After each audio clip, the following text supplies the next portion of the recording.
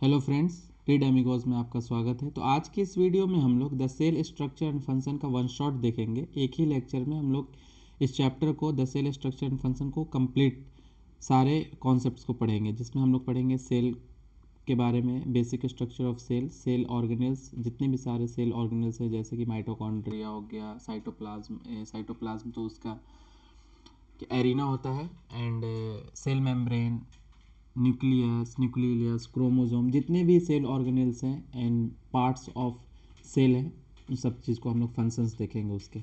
Okay, तो चलिए देखते हैं। सबसे पहले basic definition of cell. Cell का डेफिनेशन क्या होता है? A cell is the structural and functional unit of life. एक सेल को structural and functional unit of life क्यों बोला गया?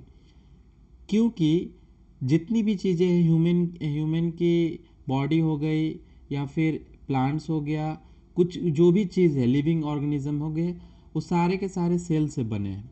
ठीक है, और सेल डिवाइड कर के सेल से क्या बनता है? टिश्यू, टिश्यू से बनता है ऑर्गन, ऑर्गन से बनता है organ system, and organ system से बनता है ऑर्गेनिज्म। इसका मतलब है कि एक पूरी बॉडी जो है, आइदर इस एक बॉडी में हैंड हो, लेग्स हो, बोन हो, सब सेल के बने हुए हैं। ये हैंड, लेग्स, पूरे बोन को मिला करके हमारे बॉडी में क्या, बॉडी को क्या देता है? वो स्ट्रक्चर।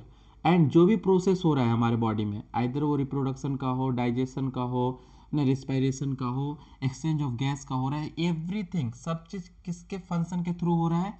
सेल के फंक्शन के थ्रू हो रहा है। इस वजह से हम लोग कहते हैं सेल को कि cell is the structural and functional unit of life. I hope कि आपको समझ में आया होगा सेल को structure and functional unit of life क्यों कहा जाता है।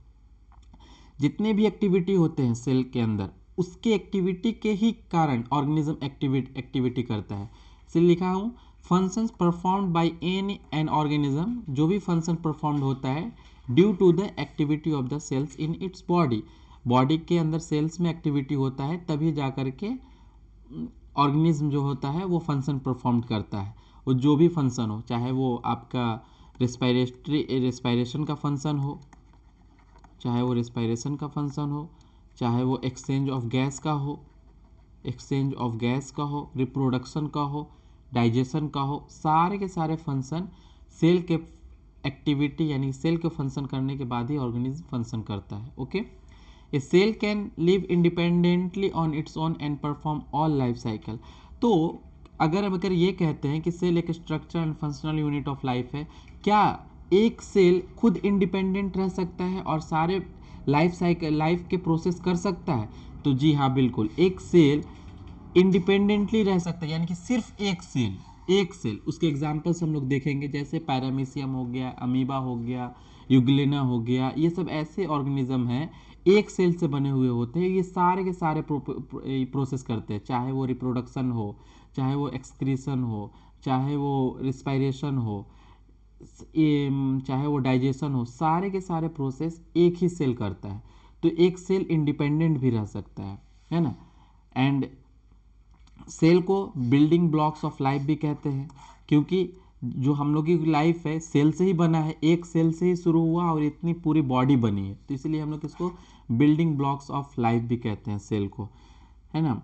एंड सेल इतने ज़्यादा छोटे होते हैं कि ये हमारे नेक्ड आई से नहीं देखे जा सकते, विदाउट आप माइक्रोस्कोप इसको देख नहीं सकते हैं। अगर आपको देखना हो सेल को तो it can be seen by a microscope. Okay, ठीक है। तो सबसे पहले सेल किसने देखा? अब बात ये आती है कि सबसे पहले सेल किसने देखा। तो एक साइंटिस्ट थे रॉबर्ट हुक, 1665 में उन्होंने सबसे पहला सेल डिस्कवर्ड किया था। और ये रॉबर्ट हुक ने सबसे पहला सेल डिस्कवर्ड किया था, ठीक है। एंड सबसे पहला माइक्रोस्कोप किसने बनाया देखने के लिए? सबसे पहला माइक्रोस्कोप बनाया एंटन वैन लीeuwenhoek ने। सिंपल माइक्रोस्कोप बनाया था सिंगल लेंस का, और उन्होंने इसी लेंस के थ्रू उन्होंने फ्रॉक्स के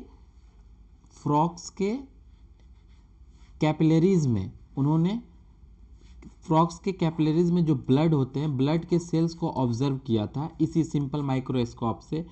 लेकिन उन्होंने ऑब्जर्व किया था कि बैक्टीरिया है, प्रोटोजोआ है, लेकिन उन्होंने इन सब चीज़ों का, बैक्टीरिया का, प्रोटोजोआ का नाम सेल्स नहीं रखा था। बस उन्होंने एंटिन वैन ने सिर्फ ऑब्जर्व किया था कि हाँ ऐसा कुछ है जो सिंगल सेल का है, सेल से बना है ऐसा, लेकिन उन्होंने नाम ये सेल नहीं दिया था।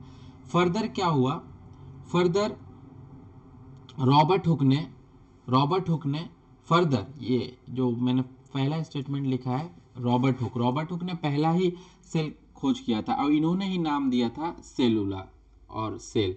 कैसे, उन्होंने क्या किया, एक कंपाउंड माइक्रोस्कोप बनाया।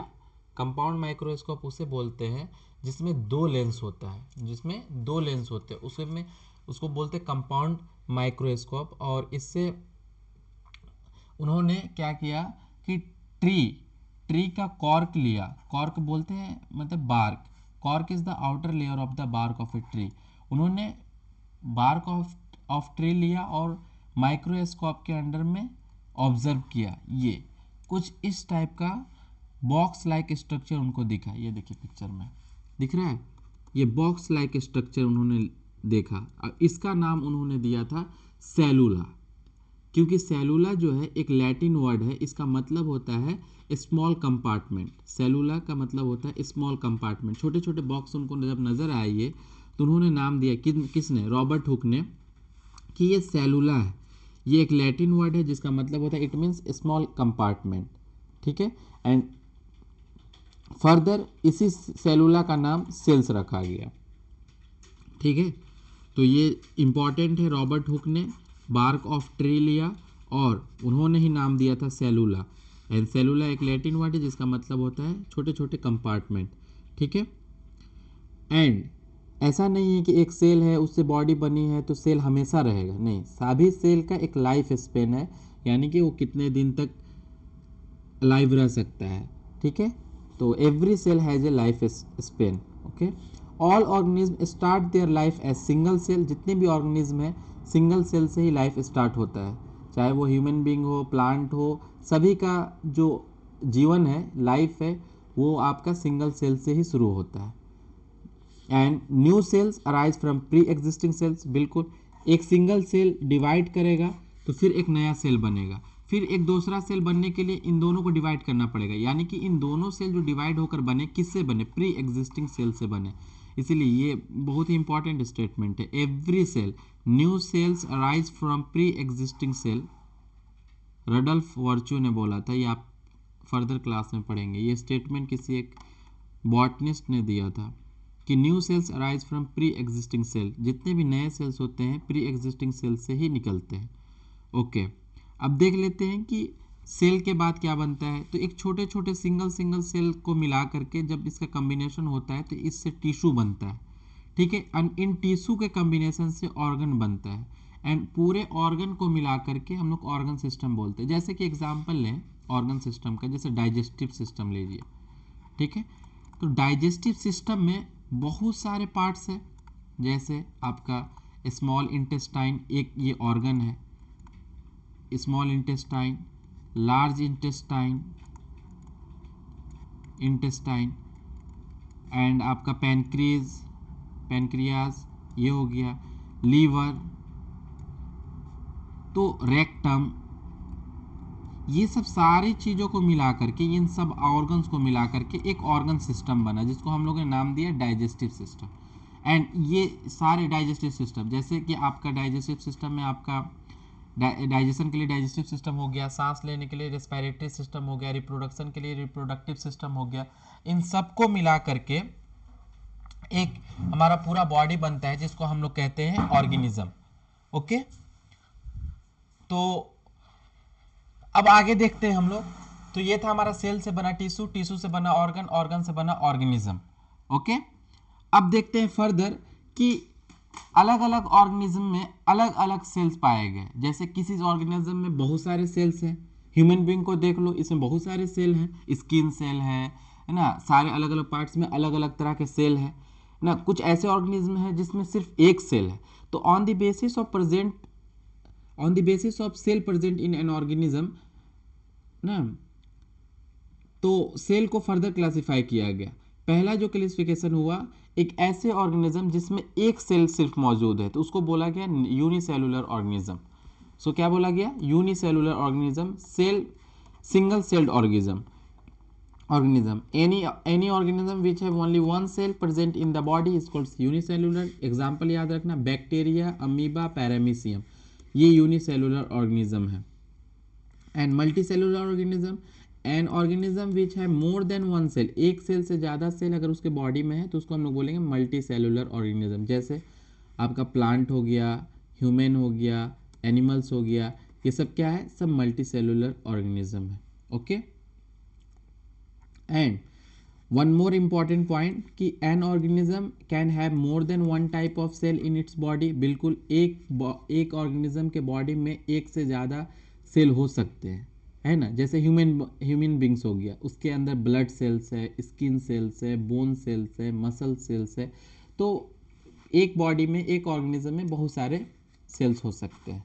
ओके, तो ये था हमारा मल्टी सेलुलर ऑर्गेनिज्म। अब देख लेते हैं कुछ सेल्स के डायग्राम्स। जैसे ये देखिए, पैरामीशियम, अमीबा, बैक्टीरिया, यूग्लेना। अच्छा, पैरामीशियम, बैक्टीरिया, अमीबा, ये सब कौन सा ऑर्गेनिज्म है? यूनिसेलुलर ऑर्गेनिज्म है।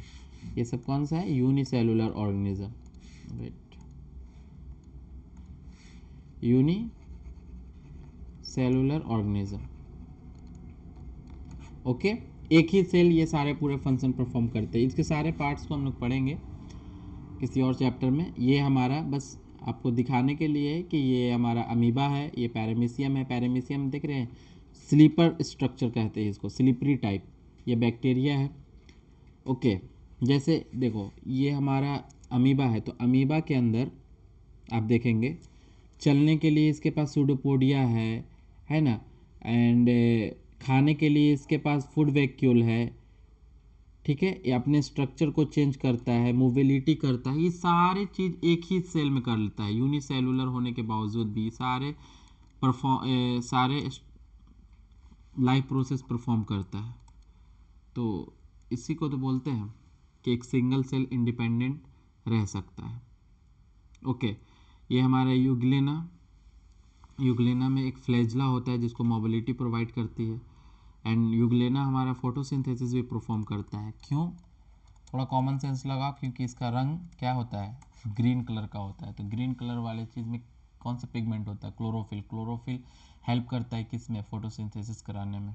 ओके, अब देखते हैं हम लोग अलग अलग सेल्स के अलग अलग शेप।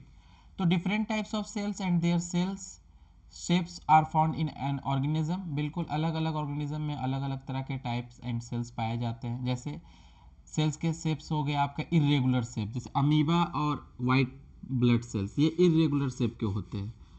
देख रहे हैं इसका स्ट्रक्चर, ये इरेगुलर है। ये इरेगुलर, इसकी बॉडी के स्ट्रक्चर हमेशा बदलते रहेगी कि आगे बढ़ के जाएगा, सूडोपोडिया के थ्रू आगे बढ़ेगा, इसका स्ट्रक्चर कुछ देर में इस टाइप का हो जाएगा।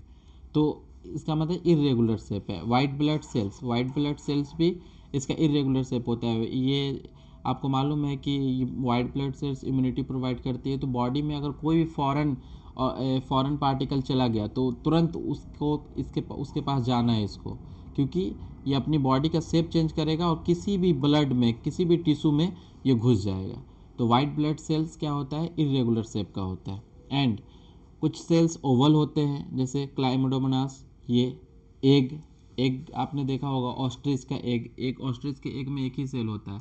ये क्लाइमोडोमोनास हो गया, ये स्ट्रक्चर क्लाइमोडोमोनास का है एंड एग का है। ओके, तो ये हमारा कैसा स्ट्रक्चर है? इसका शेप है ओवल। एंड होता है ओब्लॉन्ग शेप का, जैसे पैरामीशियम आपने देखा, स्लीपर शेप्ड सेल, ये हमारा पैरामीशियम है। ये ओब्लॉन्ग शेप का है। बस शेप याद रखना है, ठीक है, शेप याद रखना। ओके, ये पैरामीशियम। एंड इलोंगेटेड सेल्स होते हैं। Elongated cells are contractile muscle cells. ये हमारा मसल सेल्स देख रहे हैं, इसमें टैपरिंग एंड है, ये तने हुए सेल्स होते हैं। ये जैसे एक जिम करने वाला आदमी होता है ना, अपना बॉडी को स्ट्रेच भी कर लेता है एंड टाइट भी कर लेता है। तो इसीलिए इलोंगेटेड सेल्स जो होते हैं ना, इट कैन बिकम लॉन्गर और शॉर्टर, तो उसको बोलते हैं हम लोग इलोंगेटेड सेल्स। जैसे एक सेल्स का एग्जांपल याद रखना आप इलोंगेटेड सेल्स का, वो हो गया मसल सेल्स। ओके, एंड अब हम लोग देखते हैं थ्रेड लाइक स्ट्रक्चर, जैसे नर्व सेल। नर्व सेल क्या करता है, सिग्नल पहुंचाता है ना, बॉडी से ब्रेन तक, ब्रेन से बॉडी तक। तो ये nerve cell, thread like structure, ये देखिए ये हमारा क्या है, नर्व सेल। ये थ्रेड लाइक स्ट्रक्चर को बोलते हैं nerve cell. And flat cell, skin के अंदर जो सेल्स होते हैं, ये देखिए स्ट्रक्चर, ये कैसा है, फ्लैट सेल्स होता है। Cover the outer part and layer of the skin of animals, उसको हम लोग बोलते हैं फ्लैट सेल्स। तो अभी तक हम लोगों ने देखा शेप ऑफ सेल्स। अब देख लेते हैं अलग अलग सेल्स के साइज। तो साइज सेल्स का क्या हो सकता है, जो चीज़ हमारी आंखों से नहीं दिख रहा है वो कितना छोटा हो सकता है, बहुत छोटा। तो इसलिए साइज ऑफ सेल्स को मेजर करते हैं हम लोग माइक्रोमीटर्स में, माइक्रोन, माइक्रोमीटर्स बोलो या फिर माइक्रोन। माइक्रोमीटर क्या होता है कि ये मिलीमीटर से 1000 टाइम्स छोटा होता है। तो क्या हम लोग लिख सकते हैं, 1 millimetre is equal to 1000 micrometre. तो 1 micrometre is equal to 1/1000 mm। ये कन्वर्जन के लिए आप लोग याद रख सकते हैं। अब हम लोग लेते हैं कि अलग अलग सेल्स के तो अलग अलग साइज है। ऑन एन एवरेज सेल के साइज क्या होते हैं, तो ऑन एन एवरेज सेल के जो साइज होते हैं रेंज करता है 3 माइक्रोमीटर से लेके 30 माइक्रोमीटर तक, ठीक है। एंड टिपिकल बैक्टीरिया का जो साइज होता है, size of cell size of bacteria from 0.2 micrometre to 0.5 micrometre तक एक बैक्टीरिया का साइज होता है, ओके। एंड ये सब याद रखना आप डेटा, क्योंकि एग्जाम में पूछा जाता है कि hens egg measure about 6 centimetres in length but ostrich egg measure 23 centimetres about, है ना। हेंस के एग जो होते हैं 6 सेंटीमीटर की होते हैं, लेकिन ऑस्ट्रिच के एग 23 सेंटीमीटर लेंथ में होते हैं, ठीक है, okay. And nerve cell of an elephant about 3 centimetres in length. Nerve cell जो होते हैं एलिफेंट के अंदर, वो हमारा क्या होता है, 3 सेंटीमीटर लंबाई में होता है, ओके। तो let's do some practice question. जैसे पहला क्वेश्चन है, which of the following multicellular organism, amoeba. Amoeba अभी देखा हम लोगों ने, क्या है, अमीबा एक यूनिसेलुलर ऑर्गेनिज्म है, यूनिसेलुलर है। अमीबा कैसा है, यूनिसेलुलर है। पैरामीशियम ये भी यूनिसेलुलर है। बैक्टीरिया ये भी यूनिसेलुलर है। हाँ, ह्यूमन बीइंग, ह्यूमन बीइंग क्या है, मल्टी सेलुलर ऑर्गेनिज्म है, इसमें बहुत सारे सेल्स है, okay. Which cell is long and branched in shape. दूसरा क्वेश्चन है, which cell is long and branched in shape. कौन सा सेल था, लॉन्ग था और ब्रांच था, ऑब्वियसली हमारा नर्व सेल। नर्व सेल जो होता है लॉन्ग और ब्रांच्ड होता है। Which of the following cell is the largest in size, size में लंबा, ह्यूमन आरबीसी नहीं, बैक्टीरियल सेल नहीं, ostrich egg, yes, ostrich egg जो होगा साइज में बड़ा होता है, क्योंकि इसकी लेंथ जो होता है 23 सेंटीमीटर होता है, अभी हम लोगों ने ऊपर देखा है, ओके। तो आई होप कि आपको ये समझ में आया होगा। चलिए अब हम लोग आगे देखते हैं स्ट्रक्चर ऑफ सेल। अब दो ही चीज़ है, एक तो प्लांट है, एक एनिमल है। प्लांट में हम लोग बॉटनी पढ़ते हैं एंड एनिमल किस में पढ़ते हैं, हम लोग जूलॉजी में पढ़ते हैं। तो चलिए इन दोनों सेल का स्ट्रक्चर देख लेते हैं। हमारा पहला है प्लांट सेल। प्लांट सेल क्या होता है, तो प्लांट सेल कुछ इस तरीके से देखने में लगता है। ये प्लांट सेल और एनिमल सेल में मेजर डिफरेंस, पहला ही चीज़ क्या है, सेल वॉल। प्लांट सेल में सेल वॉल होते हैं, लेकिन एनिमल सेल में आप कहीं भी देख लेंगे इसमें कोई सेल वॉल नहीं पाया जाता है। तो प्लांट सेल में सेल वॉल जो है इसका मतलब कि एक यूनिकनेस प्रोवाइड करता है कि इसमें सेल वॉल होता है एंड इसमें सेल वॉल नहीं होता है। और एक और चीज़, इसमें जो ये आपका क्या बोलते हैं इसको, ये आपका वैक्यूल जो होता है इसमें बहुत बड़ा होता है, ये वैक्यूल, ये लार्ज सेंट्रल वैक्यूल। लेकिन एनिमल सेल में आपका वैक्यूल नहीं होता है, लेकिन किसी किसी एनिमल में होता भी है तो बहुत छोटा होता है, ऐसे इन जनरल होता ही नहीं है वैक्यूल। तो ये मेजर डिफरेंस है। एंड ये था हमारा cell wall and cell membrane. ये सेल मेम्ब्रेन आपके एनिमल सेल में भी होता है, प्लांट सेल में भी होता है। सेल मेम्ब्रेन को ही हम लोग प्लाज्मा मेम्ब्रेन भी बोलते हैं। उसके बाद ये हमारे ग्रीन कलर वाला आपको एरिना जो दिख रहा है, इसको हम लोग बोलते हैं साइटोप्लाज्म। एंड एनिमल सेल के आपको पीला पीला दिख रहा होगा डायग्राम में, इसको बोलते हैं हम लोग साइटोप्लाज्म। एंड इस साइटोप्लाज्म के अंदर बहुत सारे छोटे छोटे ऑर्गेनेल्स एम्बेडेड होते हैं, उसको हम लोग बोलते हैं सेल ऑर्गेनेल। जैसे आपका राइबोसोम हो गया, गोल्गी एपरेटस हो गया, स्मूथ इंडोप्लाज्मिक रेटिकुलम हो गया, रफ इंडोप्लाज्मिक रेटिकुलम हो गया, न्यूक्लियस हो गया, न्यूक्लियोलस हो गया, क्लोरोप्लास्ट हो गया, है ना, माइटोकॉन्ड्रिया हो गया। ये सब सारी चीज़ें क्या है, हमारा सेल ऑर्गेनेल्स है। तो चलिए एक एक करके सारे पार्ट्स ऑफ सेल को देख लेते हैं क्या है। एक चीज़ और, a cell is the smallest unit of life, is responsible for life process, और all living organism made up of cells. बिल्कुल सही बात है। सेल के पास मेनली 4 चीज़ें होती है, ठीक है। पहला आपका हो गया सेल वॉल। सेल वॉल किसका हो गया, बेसिक फीचर सेल वॉल हो गया आपका केवल प्लांट का, प्लांट। सेल मेम्ब्रेन दोनों में होता है, cytoplasm, nucleus and cell organelles, and cell organelles, ये चीज़ें हैं। तो सबसे पहले ये बेसिक कंटेंट्स देख लेते हैं क्या क्या है। Cell wall, cell membrane, cell membrane को हम लोग प्लाज्मा मेम्ब्रेन भी बोलते हैं।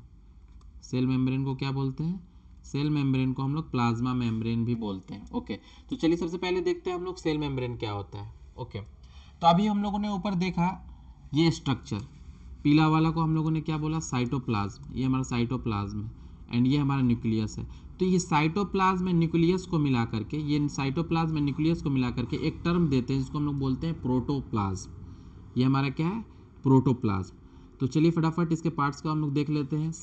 सेल मेम्ब्रेन क्या होता है। सेल मेम्ब्रेन सबसे पहले एक बार सेल में आप देख लीजिए ताकि माइंड में याद रहे। ये आउटर मेम्ब्रेन को ना हम लोग सेल मेम्ब्रेन बोलते हैं या फिर प्लाज्मा मेम्ब्रेन बोलते हैं। Outer layer of the cells, outer layer of the cells को हम लोग क्या बोलते हैं, सेल मेम्ब्रेन।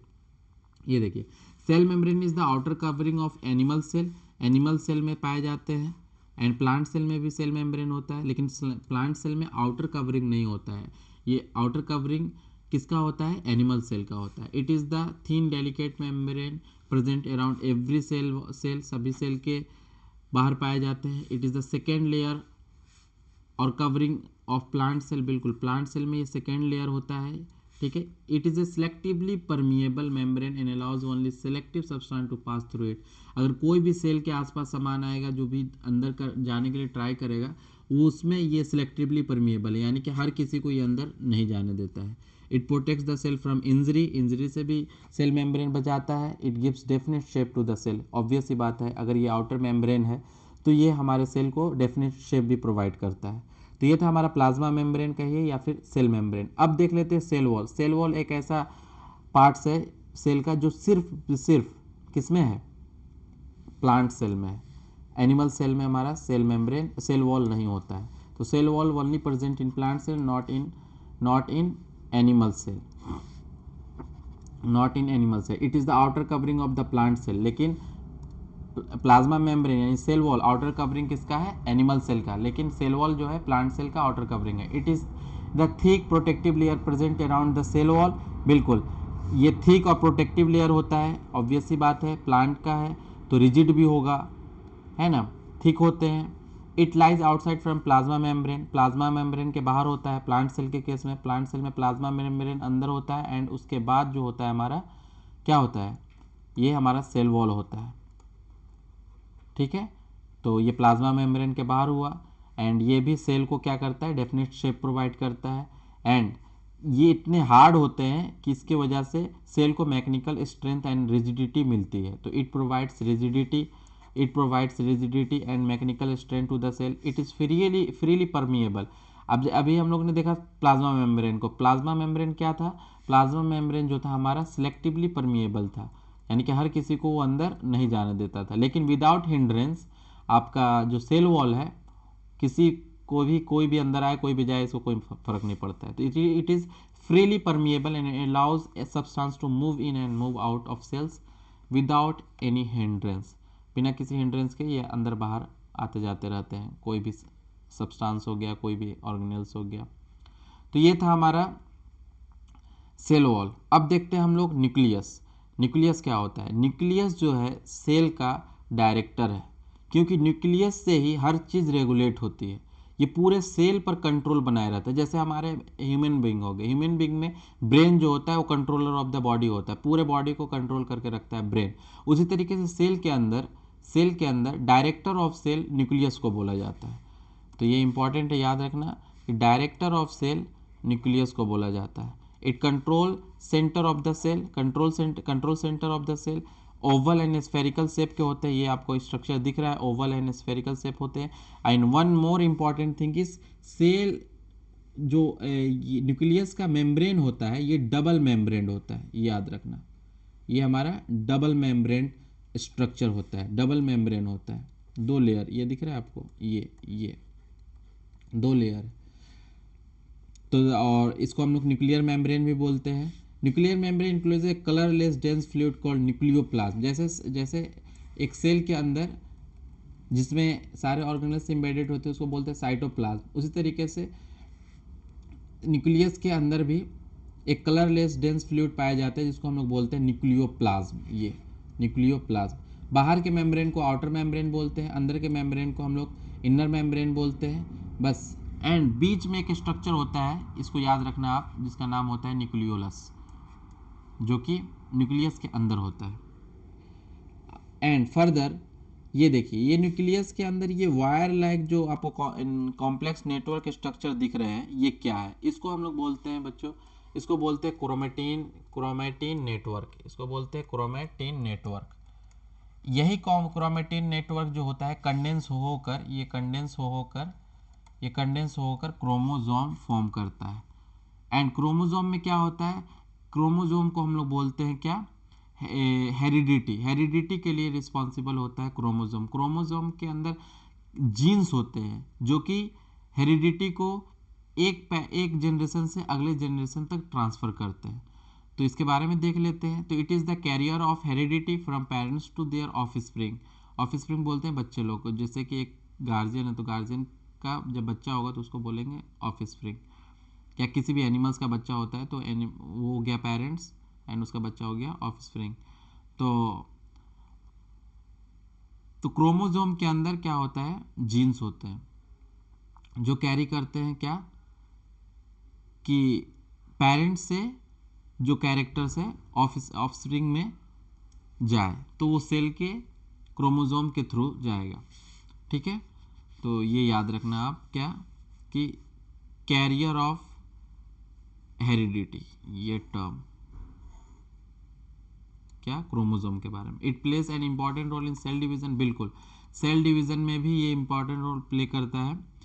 एंड कैसे सेल डिवीजन में करता है वो आगे क्लास में पढ़ना है, बस अभी तक के लिए आपको याद रखना है कि it plays an important role in cell division. Okay, and chromosome carry genes which are responsible for heredity, characters that are passed on from one generation to another generation. Okay, अब हम लोग दूसरा सेल के content को देखते हैं जिसका नाम है साइटोप्लाज्म। साइटोप्लाज्म क्या है? साइटोप्लाज्म के अंदर आप लोगों ने देखा स्ट्रक्चर में सारे के सारे सेल ऑर्गेनेल्स उसी में है, तो इसीलिए इस साइटोप्लाज्म को हम लोग क्या बोलते हैं?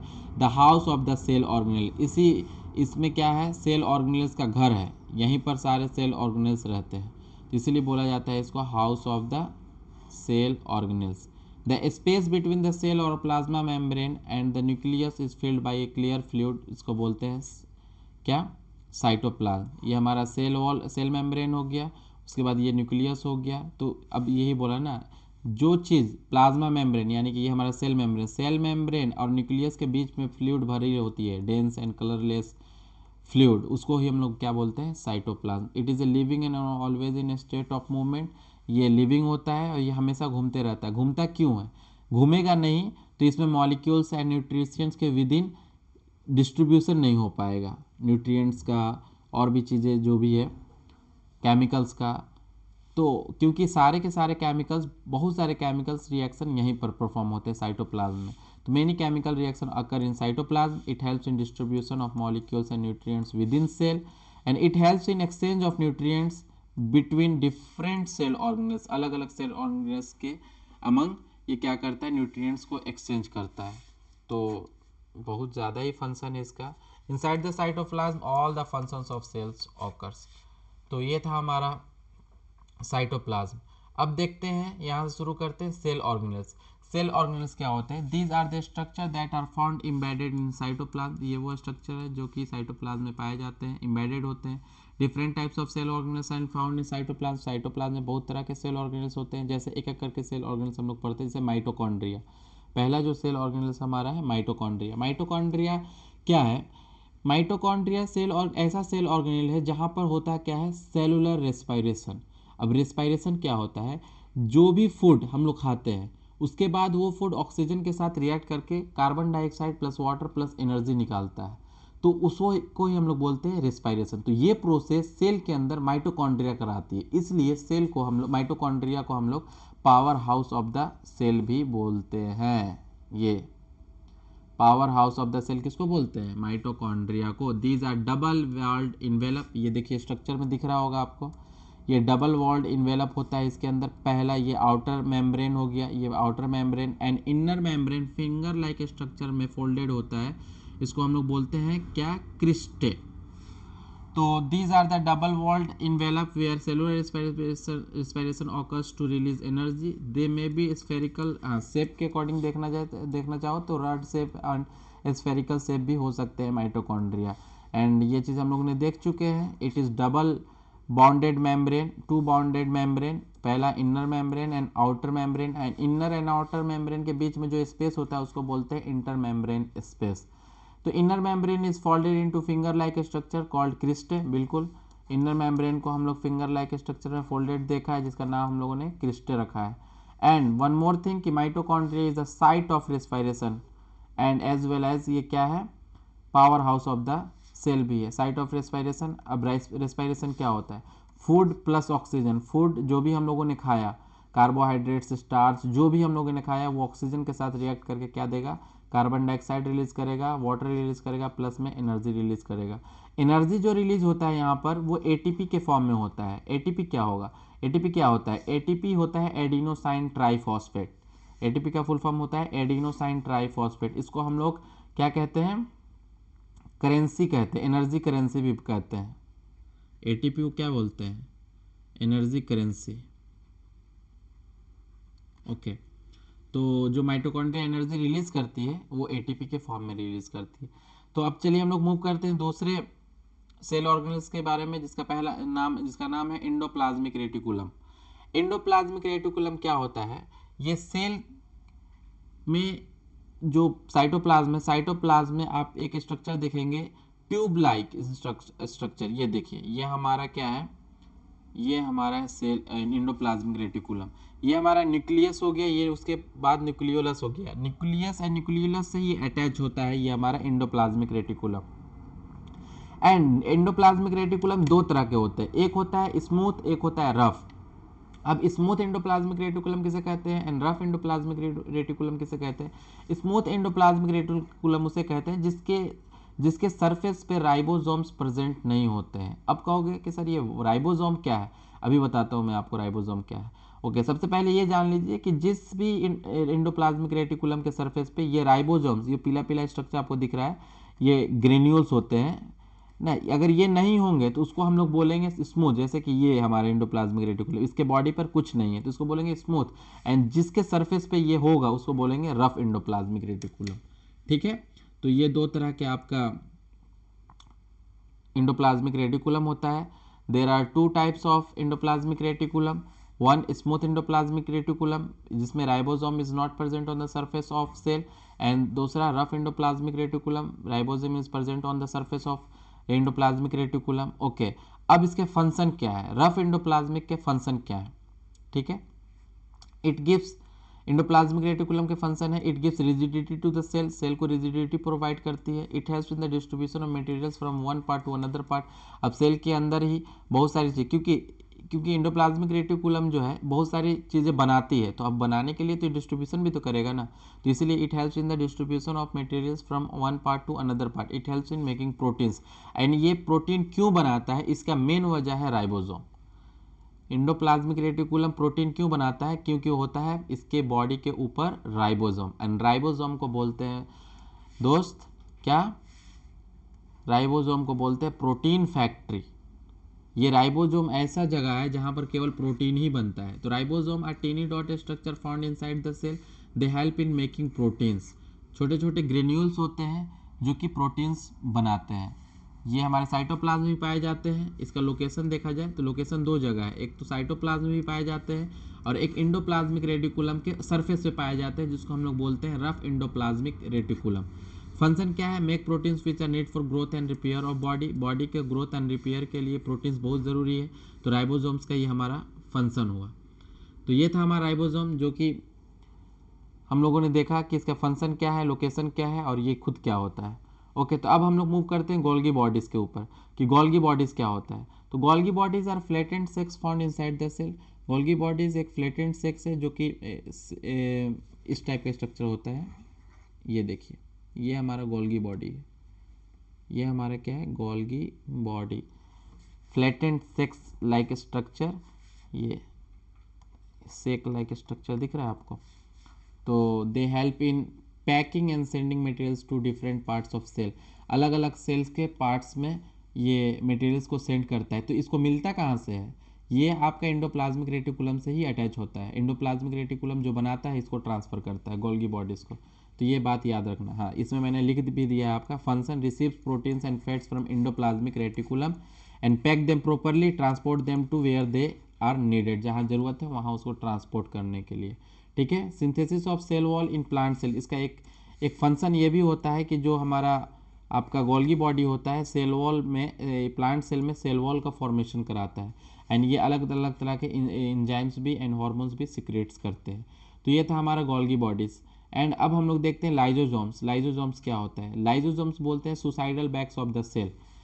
सेल के अंदर ये सुसाइडल बैग है, यानी कि इसके अंदर जो भी जाएगा उसको खा जाएगा ये। तो lysosomes are small sac like structure in the cell, they help in cleaning the cell. Cell के अंदर जो भी फॉरेन बॉडीज आ गया है ना, सेल के अंदर जो भी खराबी हो गया उसको ये सही करना, सुसाइडल सही करना, रिपेयर करना, है ना। जो भी फॉरेन बॉडी आए उसको इनगल्फ कर जाना, यही काम है इसका, है ना। They are small granules bonded by a single membrane, याद रखना ये सिंगल मेम्ब्रेन होते हैं। They contains enzyme that helps to, क्योंकि lysosome suicidal bag of the cell है, यानी कि इसके पास जो भी फॉरेन बॉडी आ जाएगा उसको खाएगा, तो उसको खाने के लिए पचाने की भी ज़रूरत है। तो इसके अंदर बहुत सारे एंजाइम्स होते हैं जो कि फूड को डाइजेस्ट करते हैं within cell. They also protect the cell from foreign bodies, foreign bodies से प्रोटेक्ट करता है क्योंकि इसकी प्रॉपर्टी इनगल्फिंग है कि अगर फॉरेन बॉडी जैसे ही आएगा उसको इनगल्फ कर जाएगा। तो they produce enzymes to digest other cell organelles. Okay, तो ये था हमारा लाइजोसोम्स। ओके, अब देख लेते हैं हम लोग सेंट्रोसोम। सेंट्रोसोम क्या होता है, सेंट्रोसोम भी एक हमारा सेल ऑर्गेनल्स है जो कि केवल एनिमल सेल में पाया जाता है, केवल एनिमल सेल में पाया जाता है। ये एक मेम्ब्रेनलेस स्ट्रक्चर होता है जो कि न्यूक्लियस के नज़दीक पाया जाता है। It consist of two small granules जिसको हम लोग सेंट्रियोल्स बोलते हैं। ये जो सेंट्रियोल्स होता है वो सेल डिवीज़न में हेल्प करता है। सेल डिवीज़न क्या होता है बच्चों, तो एक जो हमारा पेरेंट सेल होता है इससे दो सेल बनना डिवाइड होकर के, इसको हम लोग बोलते हैं सेल डिवीज़न। ठीक है, तो सेंट्रोसोम हमारा केवल एनिमल सेल में होता है and it is a small membraneless structure found near the nucleus. It consist of two small granules जिसको सेंट्रियोल्स बोलते हैं and centrioles helps in the cell division. Okay, अब इसी तरीके का एक सेल जो प्लांट सेल में होता है वो होता है प्लास्टिड। प्लास्टिड जो होता है केवल प्लांट सेल में पाए जाते हैं। ठीक है, these are the cell organelles, ऐसे सेल ऑर्गेनल्स है bound by a two membrane, double membrane होते हैं। प्लास्टिड जो होता है वो डबल मेम्ब्रेन होता है, ये याद रखना, ये डबल मेम्ब्रेन होता है and only found in plant cell. तीन टाइप के प्लास्टिड्स प्लांट सेल में पाए जाते हैं। पहला जो है क्रोमोप्लास्ट, दूसरा है क्लोरोप्लास्ट, तीसरा है लिकोप्लास्ट।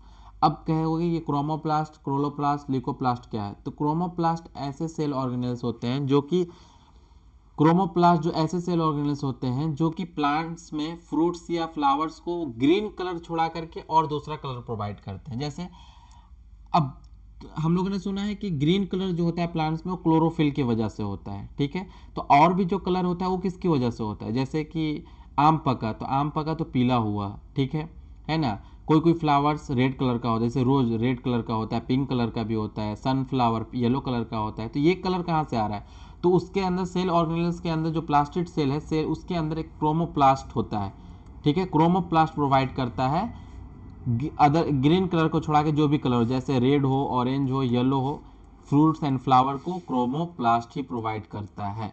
एंड क्लोरोप्लास्ट जो होता है लीव्स को, और लीव्स के अलावा स्टेम वगैरह जो हरे कलर के होते हैं उसको उसको ये ग्रीन कलर प्रोवाइड करता है। ये ग्रीन कलर इसलिए प्रोवाइड करता है कि इसके अंदर एक पिगमेंट होता है जिसका नाम होता है क्लोरोफिल। क्लोरोफिल एंड यहीं पर पूरा खाना वगैरह फोटोसिंथेसिस का प्रोसेस होता है। तो क्लोरोप्लास्ट को हम लोग किचन ऑफ द सेल भी बोलते हैं। क्लोरोप्लास्ट को क्या बोलते हैं? किचन ऑफ द सेल भी बोलते हैं। It contain a pigment called chlorophyll which is actually responsible for giving green colour to the leaves. Okay, जैसे ये देखिए आप लोग, ये स्ट्रक्चर देखिए, ये प्लास्टिड के तीनों स्ट्रक्चर्स है। ये हमारा हो गया क्लोरोप्लास्ट, ये हो गया क्रोमोप्लास्ट, ये हो गया लीकोप्लास्ट। लीको का मतलब होता है कलरलेस, वाइट, ऐसी चीज जिसका कोई कलर नहीं, हो गया लीको। तो ये क्लोरोप्लास्ट में आपको दिख रहा होगा, ये हमारा, इसको बोलते हैं ग्रेना, इसको क्या बोलते हैं? ग्रेना। एंड ये जो सरफेस हो गया इसको बोलते हैं हम लोग स्टोरमा। तो ग्रेना एंड स्टोरमा क्लोरोप्लास्ट के ही पार्ट्स हैं। तो ये यहाँ पर भी मेंशन मैंने किया है। तो ये क्लोरोप्लास्ट के पार्ट्स हो गए, ग्रेना एंड स्टोरमा। एंड लिकोप्लास्ट, लिकोप्लास्ट एक कलरलेस प्लास्टिड है जो कि केवल इसका काम है फूड को स्टोर करना, स्टार्च के फॉर्म में, प्रोटीन के फॉर्म में एंड फैट्स के फॉर्म में। ठीक है, जैसे आपने ऐसे ऐसे प्लांट्स देखे होंगे जो जमीन के अंदर लगते हैं, अंडरग्राउंड स्टेम्स, जैसे कि पोटैटो हो गया, जिंजर हो गया। तो इसमें जो स्टार्च एंड प्रोटीन जो आपका स्टोर हो रहा है वो अंडरग्राउंड स्टोर हो रहा है। इस ये कौन स्टोर कराता है? इसको बोलते हैं ऐसे प्लास्टिड को नाम है लिकोप्लास्ट। एंड अब एक और स्ट्रक्चर सेल ऑर्गेनेल्स देख लेते हैं जिसका नाम है वैक्यूल्स। वैक्यूल्स अभी हम लोगों ने देखा था प्लांट सेल में बहुत ही बड़ा होता है, लेकिन एनिमल सेल में ये बहुत ही छोटा होता है। तो it is a fluid filled single membrane organelles found in the cytoplasm of both plant and animal cell. दोनों में होते हैं, प्लांट में भी होते हैं, एनिमल्स में भी होते हैं, लेकिन वैक्यूल जो होता है प्लांट सेल में बहुत ही बड़ा होता है। In animal cell they are small and in plant cell they are large. क्योंकि इसलिए होते हैं लार्ज क्योंकि ये फूड स्टोर करते हैं, वाटर स्टोर करते हैं, है ना, सेल को शेप में प्रोवाइड करते हैं, इसलिए ये प्लांट सेल में बहुत बड़ा होता है। ठीक है, एंड एक one more thing is vacuole जो सेल ऑर्गेनेल है उसके आउटर कवरिंग को यानी कि इसके मेम्ब्रेन को एक अलग नाम दिया गया है जिसका नाम होता है टोनोप्लास्ट।